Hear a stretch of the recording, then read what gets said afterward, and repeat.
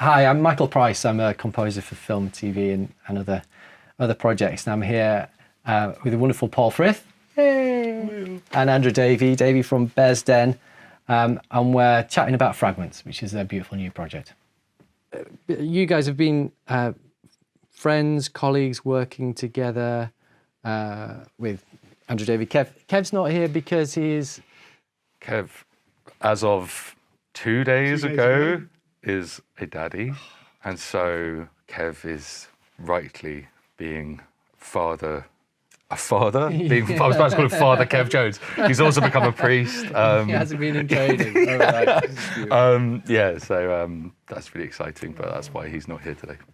I mean, it's as a dad myself, which also explains the sleep deprivation and general madness. Then I'd be fascinated to come back in like a year or two's time and see if anything's changed, because there's a sort of and it really struck me listening to Fragments and going through all the tracks that feels like sometimes there are these kind of pivotal moments and sort of little reframings musically and in terms of life. And this feels like from the outside, feels like Fragments is one of those. Because did you, I mean, kind of 10 years ago because you've been involved with Davie and Kevin, the band, for a long time. For a long time, yeah. When was the first album? 2012. Okay. So long ago. Yeah. So yes. Yeah. So even on the EPs before that, Even which would have been yeah. like 2010, 11, Paul was coming in and making them sound way better. So yeah, it's been a long process. That's very kind. I'm not entirely sure that's true, but lots of editing. And what? How did you guys first meet in the first place, anyway? So at Ian Grimble's studio in Scrubs. So I used to have a back room, and Kevin Davie would come in the old iteration of Different band. Different band. So it goes beyond this band. Yeah. It goes right back. It was Sherlock was the name of that band. Sherlock, yeah. So coming, and so that's kind of where I met the guys.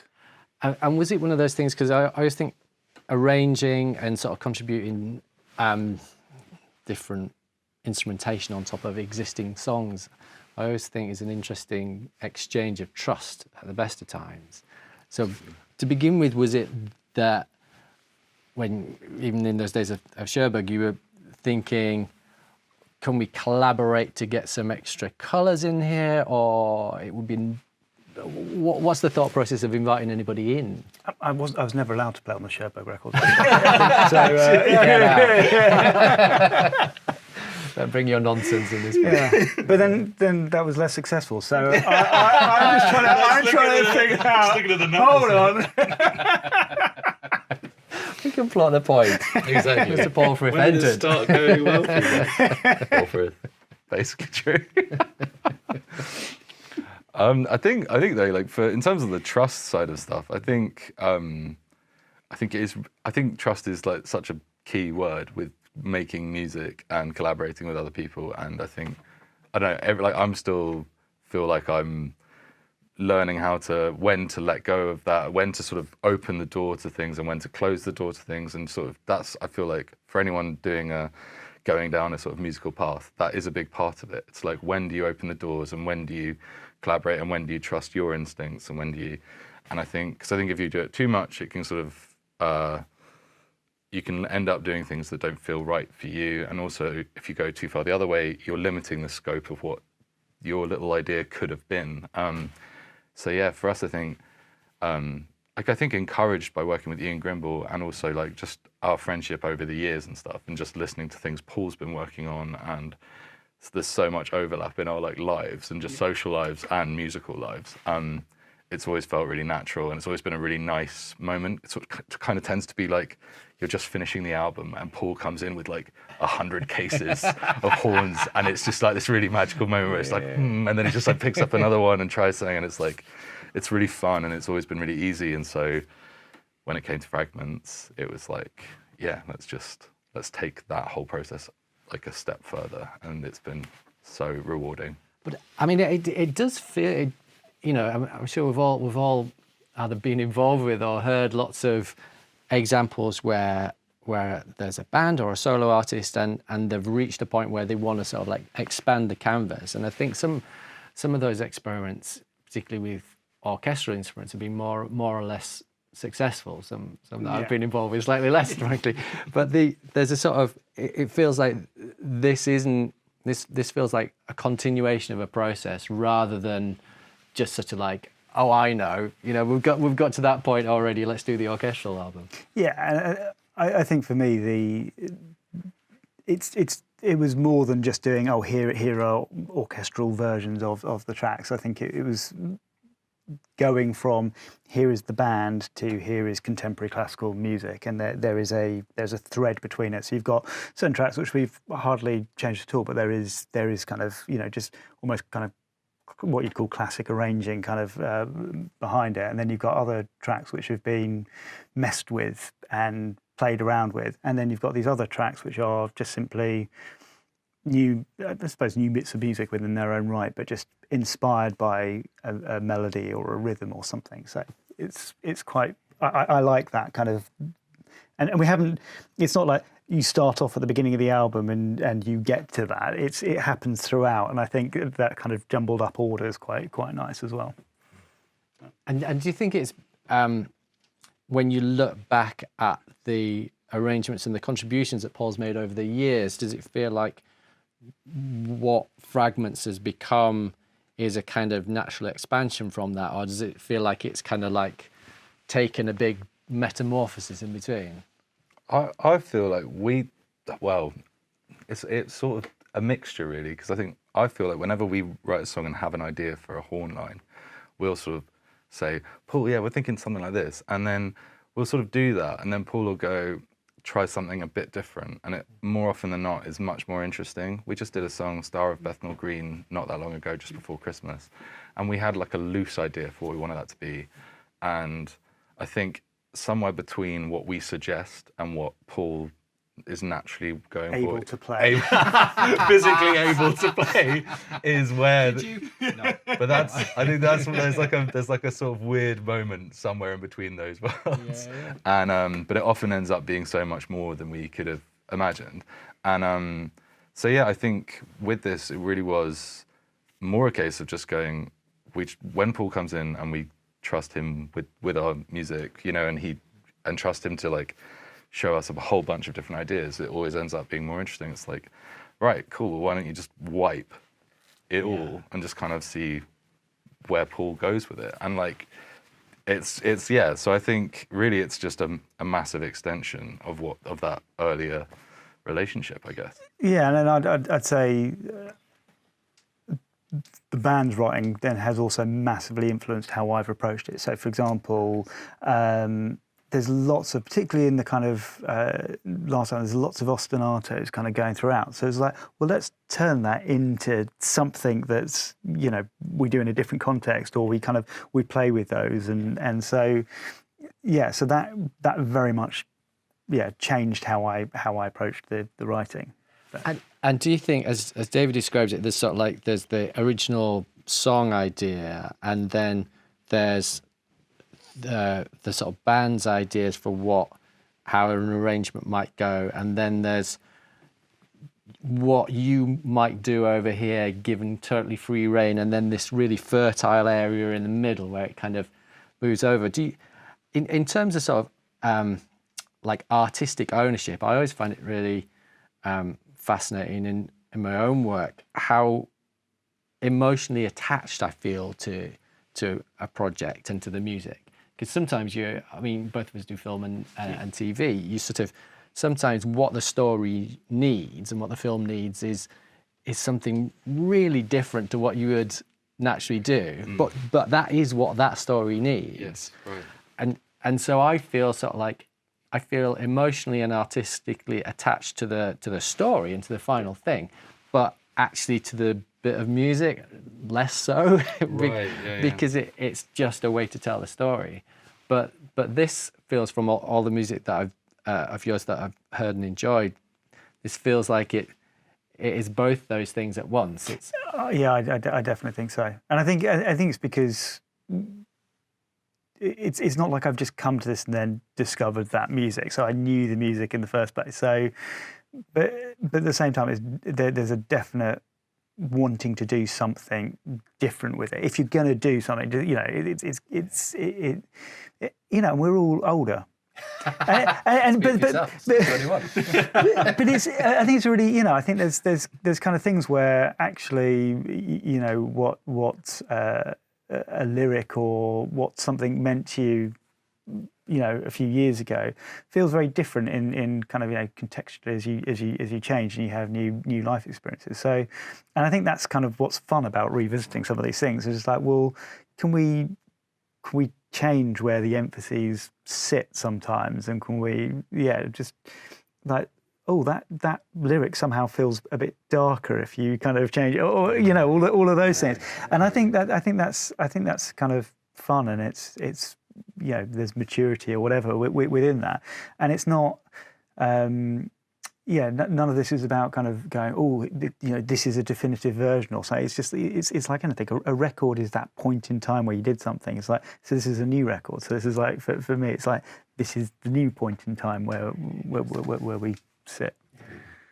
I'm fascinated actually with the lyric and the vocal, the actual sort of physical vocal takes as well, because obviously, like Paul says, that when you revisit a lyric years later, it has layers of extra meaning because time has passed. But how did you work with the vocals? Is that just did you re-record any of the vocals, or did you think of re-recording any of the vocals, or how did I think we recorded all of them? Yeah, I think we were like, oh, we'll just do one or two and we'll keep maybe some originals. But I think it's so different when you have an orchestra there, like how you perform when that's not there and how you do when it's there is so different. And I think for the exact reasons you're saying, it was like, it will be interesting to sing this again now. And these are songs that we played live thousands and thousands of times, but not in this way. And I mean, it still felt familiar in the sense we were working with Ian, we were working with Paul, obviously. It was very sort of felt in our, like, I don't know, our home base or whatever. It felt really good, but it's, yeah, like it was definitely strange singing songs that you'd written like 10 years ago and kind of you know, really getting in the sort of zone to track them properly again is quite a surreal experience, but really fun too. And were you just for me as a geek in terms of the process? Were you recording your vocals right at the end after you'd done the string takes, or were you? Because it feels like, I mean, one of the things that I experience all the time is that and for a lot of younger composers and musicians, if you're working in the box all the time, if you're working with samples and you're working with those MIDI instruments, there's a sort of, like, you know, they sound like something, they're playing the notes in the right order, roughly at the right speed, but the emotional intent is so completely different. Yeah, completely. That I kind of imagine that if you tried to do the vocal to the demo, by the time the strings are coming, you'd want to redo it again. Yeah. And actually, so I'm going to ask you a question, because do you write with samples, or do you write? Oh man, I basically whatever dirty secrets you can think of, I do all of it. I do all of that. Because particularly with strings and brass, I always write with the piano, because piano and organ, because I view them as like neutral instruments. And the problem is, when I write with samples, and I have done, I end up being influenced by the sound of those samples. And for me, it's exactly that. It's like, so you end up trying to make it as emotional as you can with what you've got, but then you need to remember that there's this kind of like live players who can, you know, make anything you do actually sound a hell of a lot better. So this is something you should never tell anyone. It's just like half the trick is just getting the right players. And then you'll be fine. You sound like a That's so interesting. So you're intentionally like kind of limiting yourself in that in the early stages so that you don't. Sort of simplify it. And I'm not going to say I never write with samples, because because I do, and I think, but often just trying to not is, I think, very helpful. It's really interesting. I think, I mean, what Paul's describing really well is the sort of that there are, I think there are good limitations and bad limitations in what we're all doing. Sort of sometimes if somebody gives you like a guitar with 2 strings broken and that's just all you've got, it's still a really emotive, communicative instrument, even if it's not like everything that it was when you got it from the shop. But I think there are other limitations that I don't think are necessarily creative limitations. So for instance, most of the time, if you work with Logic or Pro Tools or any of the sequences that kind of default to having a grid and to having a click, you sort of it's sort of you feel like you're pushing against it to not have a click. Sure. So if you just sort of, you know, if you're not super mindful or careful about it, then you just find yourself at crotchet 72 and 4/4 all the time, and that's with the default piano sound. It's just here we go. Again, if I'm using a click, I never have a downbeat on the click. Ever. So I just remove it. So you just, because then you kind of naturally you change stuff. But I also tend to just again try to write without and then build a grid around what you've written. And again, you get those kind of push pulls. Ian's actually very good with that as well. Ian loves a bit of beat mapping and a bit of like, I mean, it's like 0.2, 0.5 increments. Exactly. It just looks like it's sort of like a GDP forecast for some strange country, really. Totally. But he's brilliant at it. It becomes a nightmare when you're trying to score, because I then have to go and tempo map to everything. So you're just like, oh no, it's not. You know, whereas quite often with artists, you're like, okay, this is 82 BPM, fine, and you map it out. You write your arrangement, and but yeah, with these guys, it's never quite the case. But I was talking to somebody about regrets the other day, and of which we all have a few, and they were saying, is there any? It was about listening back to your own music later on and projects that you'd worked on, and things that you enjoy, things that you kind of go, that wasn't too bad, but also other things where you go, oh man, shudder. And pretty much all the times, or the majority of the times when I do shudder at stuff that I've done, it's because there are too many samples and because it's too square and too gridded. Interesting. And whenever I listen back to something that was played, even if it wasn't played as amazingly as it could have been, or it kind of still feels human and it doesn't age, and it's still, I still feel sort of like affection towards it. Yeah. Whereas there's a few things that I've been on the telly or on films where I listen back and I kind of go, if that disappeared off the internet, I'd be okay. That would be good. So was your process for this, Paul, because you'd originally prepped all of these for live shows? That was the sort of genesis of it. Yeah. Had you got like a set list for the live show? Were there any that didn't make it onto the record that were in the show, or yeah, there was one. It was much more of one of the kind of more standard arrangements ones. It's available as a kind of video, isn't it? Pompeii, yeah. But then we changed it, so we added an additional track. So we took one away. We give it. We give it. And also. We take away. That's how Paul operates in the studio. Exactly. Yeah. One part in, one part out. You're going to have to lose your vocal here, Davie. Yeah. Really like this one part. But yeah, it was fun, but there was a reason for it. It was the new record had, when he did it, the new record had just come out, so we did a couple of arrangements of that, but we didn't want to mess with the new album when we did it live. But that's now, again, there's time has passed, so I think to kind of come back and do a Fragments version of one of the kind of which is Fuel on the Fire, felt like a very appropriate thing to do at the point where we came to record it. So that's why. I love that one. And did you, with something like that, in terms of the actual kind of nuts and bolts process, would you, obviously you already knew all the songs really well, but would you sort of start from a blank piece of paper? Would you start with a framework of the existing song? Yeah, so consider, like, because it was for a live show, we didn't have very much time in terms of rehearsing. We didn't have much time, and that was for both recording it and when we went to rehearse it. So I think having changes but keeping it as simple for the band as possible is important. So vocal melodies shouldn't change. Harmonically, they can change underneath, and I think structurally it shouldn't change. Was basically the restrictions I put on myself. And it might mean that you can have a longer outro, or you can, you know, but generally, as soon as everyone's in, everyone's used to playing things a certain way, and I think it was just try and make everyone's life a little bit easier.